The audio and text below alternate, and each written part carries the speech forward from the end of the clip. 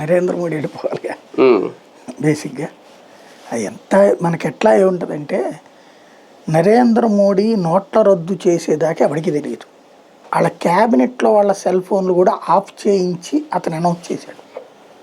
Operation Sindoor ఎవరికి తెలియదు, surgical strikes 1 ఎవరికి తెలియదు, 2 ఎవరికి తెలియదు.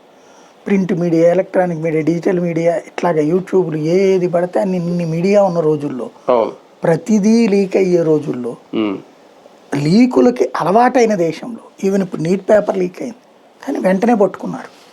అంటే మోడీ ఎంత జాగ్రత్త చేస్తాడు అనడానికి అతని నిర్ణయాలు.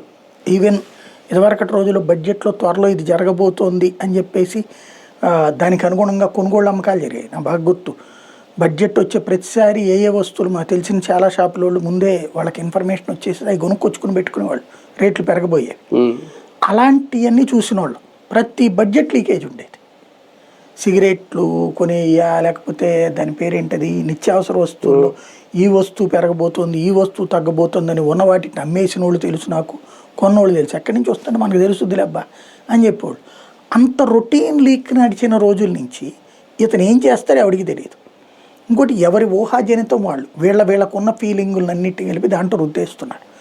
బేసిక్గా నరేంద్ర మోడీ బ్యాలెన్స్ చేస్తాడు కానీ వన్ సైడెడ్గా కూడా అంత పిచ్చోడు కాదు. రాజకీయంలో యువరక్తం అంటే అబోవ్ 50